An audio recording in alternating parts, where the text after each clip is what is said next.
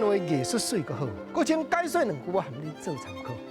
解说，解文说理。咱来讲，伫咧清朝时代，伫咧泉州地区凄凉的农村草帽内底，一个少妇啼南哭泪，因为门口祭主伫咧拍门，伊拍开就知影讲，又讲笑无在条行人，祭主已经逼到位啊！啊，毋是干那伊厝边头尾，大家拢围过来看。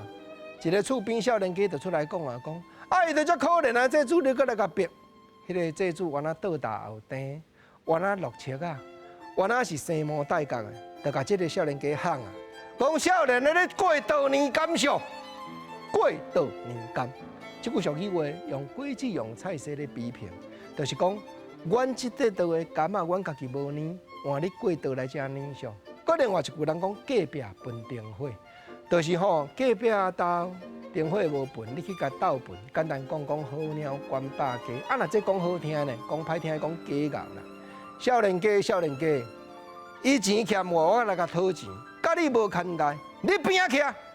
结果这个少年的甲讲，你着甲看讲人因兜已经刀啊、椅啊拢互搬甲空啊，村里上尾下人咧讲甘蔗坡客无占呢，咱知啦。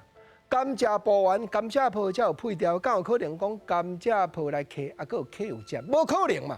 这原来是用果子菜色比拼的俗语话，意思讲吼，这个族人已经足可怜啊。虽然伊钱欠你，无毋对啦，啊，毋过你甲讨，你甲借，嘛是借无咧。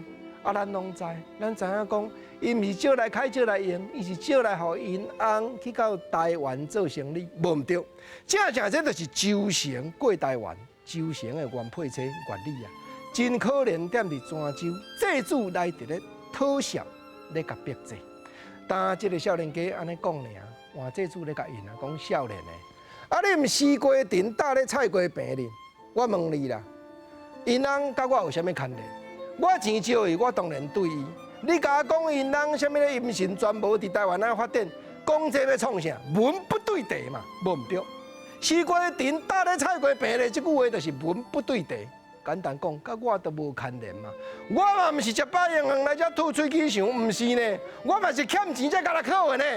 当然，这站故事是国政借来比拼，用菜色、用果子所流传出来台湾的俗语话。